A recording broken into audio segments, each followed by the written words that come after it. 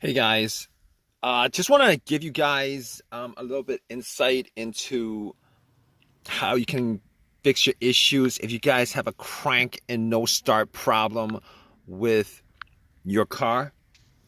So basically, this happened to me a couple of days ago. I went shopping at a Kohl's and spent maybe like an hour there. Came back to my car and was all set to go back home, and bam, it cranked. Everything else worked. Everything worked. It cranked, but it didn't. It didn't. It didn't crank over. It didn't start, and I must have cranked it about 5 times, and it would crank each and every time, but it would not turn over. It would not start. Now, when that happened, I thought maybe it was maybe a glitch, something that I could resolve.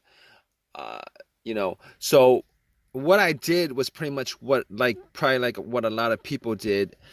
They, what I did was I changed the shifter to different gears. Shifted to, I shifted from park to neutral to reverse, and pretty much try to start it that way. Pressed the accelerator a couple of times, try to start it that way, and none of that actually worked. None of that worked. So at that point, I thought it could be the battery, but I did change out the battery um, relatively recently, probably like 6 months ago. It had that issue where there was a no crank, no start issue. So it's like totally different from this issue. But regardless, I turned on the headlights just to see whether it was the battery that was the issue or not. Went out, checked the headlights. The headlights were rather strong. And at that point, I was thinking it probably wasn't the battery because I was crossing my finger like you guys are probably at this point for like a quick fix. So basically, after that, I opened the hood up and looked at the battery compartment, battery area. Now, here's the thing about it. All right, I the car was cranking pretty strong. All right, I was thinking that may have been a battery, still in the warranty. I could just change it out, pop another one in, problem solved. But I, you know, I the car was cranking very, very strong. The headlights were very, very bright. Did not think it was the battery at that point, but I was looking at terminals. They looked like they were pretty corroded. And basically, I did not clean the terminals when I swapped out the battery 6 months ago. Probably like I should have done. So basically, I had a couple cans of Coke. I poured 2 cans of Coke on the terminal cables, the connectors. All right, wiggled them a bit. Now the connectors were were tight, but they're not so tight that I couldn't move it. And I pretty much wiggled them out. Took some paper towel, cleaned them up, popped them back in. It wasn't 100% clean, but it was clean enough that if that was the issue, I would have been able to, without a problem, the connection would have been able to crank it over if that was the issue. But I didn't, I was pretty sure that that wasn't the cause of it. But regardless, I did all that anyway. Went back to my car, tried to crank it, and it still cranked strong, did not turn over. Had the same scenario, did not turn over. Sucks. It sucked at that point. I was like, okay, so I went back out and I had a battery booster. Now you're thinking like all of that, why is he thinking it's still the battery? It's possible on a rare chance that the battery could be the cause of this for whatever reason. All right. That's like the first thing I went to. Had the booster out, popped the booster in. It had about 75% charge. Obviously, if that didn't work, I knew that I could just eliminate the battery 100%. But at that point, I was the battery could have been eliminated like 99%. I would have eliminated the battery, but was hoping for an easy fix like you guys are in this situation. Popped the cables on and cranked it. Cranked up as strong as it did before. So, but it didn't turn over. So at that point, I knew 100% that it was not the battery. All right. On top of that, I actually checked the negative cable. I checked the negative cable, and if you guys know what the negative cable is, the negative cable is the ground cable, uh, and normally it connects to the frame of the car. I checked that to make sure that it wasn't broken, that it wasn't frayed, that there wasn't an issue of corrosion and anything like that, because a weak ground can cause your car not to crank over. But normally in those kind of situations, it's because the connection is weak, and you would still have a weak crank. Your conductivity would be very weak, and you know, test like the headlight would show you that you would get a dim light instead of a strong light. In this situation, I was getting everything was working fine as it should. The cranks were strong. The headlights were very bright. So at that point, I knew that it was not the things that I could eliminate at that point were I could eliminate 100% the battery. I could eliminate 100% the ground cable. I could eliminate 100% the alternator, even though in situations like this, the alternator would not normally be one of those things that would be on my elimination list. All right. Normally, if the alternator was the issue, the car would have died out with the engine running, or would have died out with the engine with the car on the road while driving. That's 100% of the time. Well, not 100% of the time, but normally that would be the case. Or there would be a no start situation because it was running on the battery and the battery just died out. But the test for the alternator was, if you put like an outside power source, like a booster or cables on to the car, and if the alternator was the issue, you'd be able to turn it over, and then when you take the cables off, the alternator would die out. So I could eliminate the alternator 100%. So basically, I can eliminate all those things out of the way. All right. So still had that same situation, and then it pops up in my head that it occurred to me that uh, uh, I had there could be a bunch of other things that could be causing it.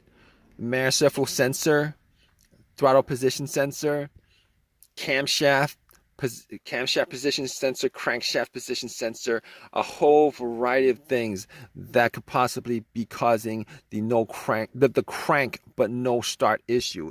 Okay, it's a crank but no start, because I was getting a crank on the car each and every time, and I must have tried that at least 15 times to crank it up. It would crank very strong each and every time. All right, but here's the thing. Here's how I eliminated all those things, and you could do that too in this situation. All right.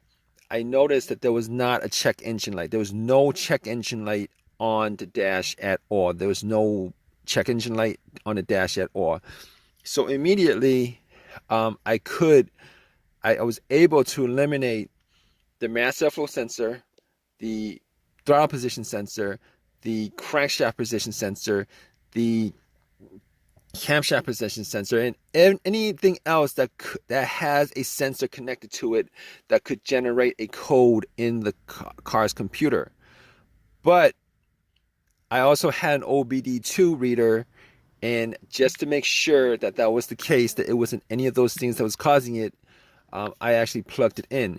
Now, there's also one other reason why I did plug in the OBD2 reader, and the other reason is sometimes if the computer is not reading the car, it's not connected to the car itself or the components of the car, it could cause a crank but no start situation. All right, and you could test that out with an OBD2, a cheap OBD2 that you could get from Walmart for $20. If you plug it in, and sometime when it's reading the codes, it doesn't analyze it all the way. It stalls on when it's reading. On the OBD2, if it doesn't read, if it doesn't analyze, give you a breakdown of codes, monitors read, etc., etc. Normally in these situations, it means that there's a disconnect between the car and the and the computer itself, the ECU, ECM, PCM, all those things are the car's computer.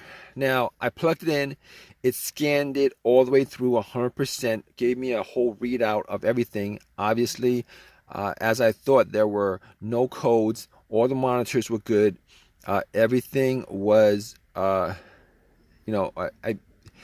gave me a readout. So once it gave me a readout, I was sure that there was no, I was like 99% sure that it wasn't any of those things that had a sensor connected to it.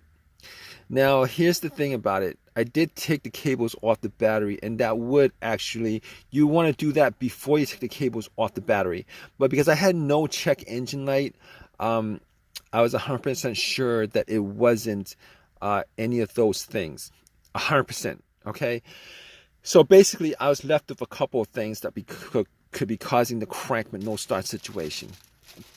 All right. As far as easier things that I could just resolve on the spot, if there was an AutoZone close by, fuses, relays, possibly the ignition switch, possibly the fuel pump.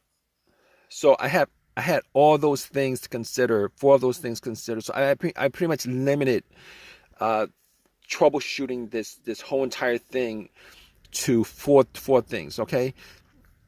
So I popped up the fuse. I was looking at all the fuses just to see whether there were any kind of signs of a burnt fuse, brownish on the top or something like that. Any kind of smell of a burnt plastic or something like that. I could. Everything looked fine as far as the fuse was concerned. I did not have a fuse tester on me. I could not test out every one of the fuses, but all the fuses looked fine. All right. Which pretty much brought me to the fuel pump and the relays. All right. Here's the thing with the fuel pump. Now, before I even did the test, I was sitting in my car thinking that it may have been the fuel pump or the fuel pump not operating. So I did this test, and you guys could do it too, but normally it takes 2 people, all right, one to listen to the car where the gas cap is. You would take the gas cap off, and you would try to listen to a priming sound.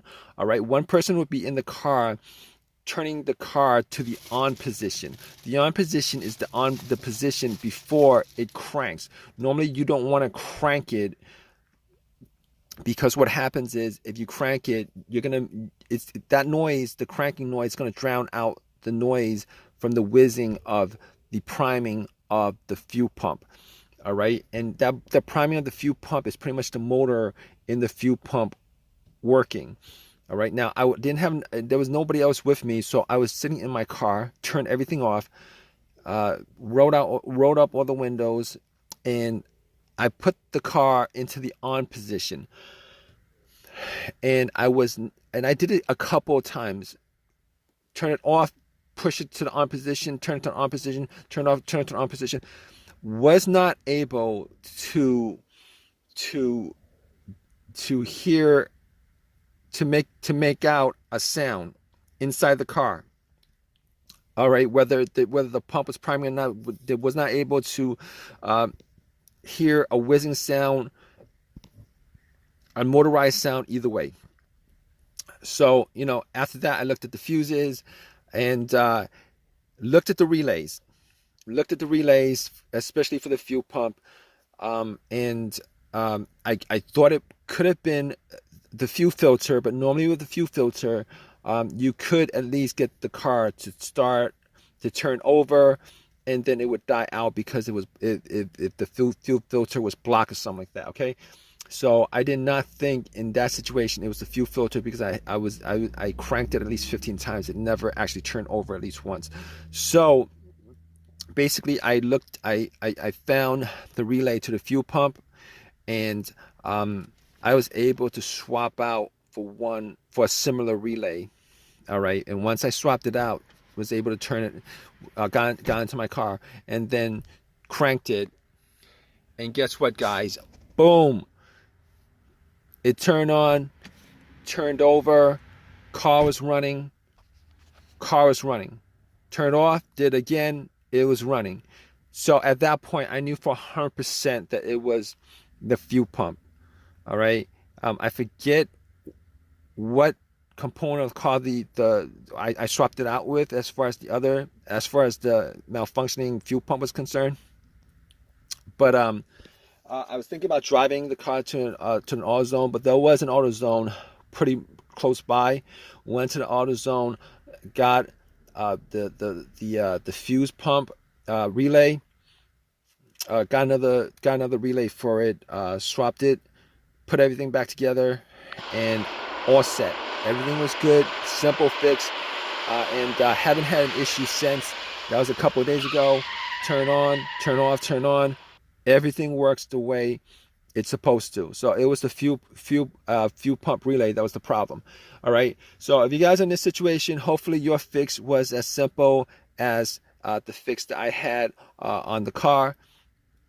And if it's not, hope that it's something a little bit more, not something that's like the fuel pump itself.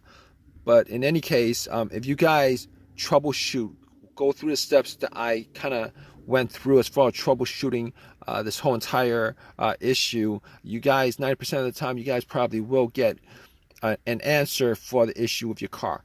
All right. Regardless, please leave a comment in the comment section. If you guys want, please give me a thumbs up. Please subscribe. All right, guys. Take care.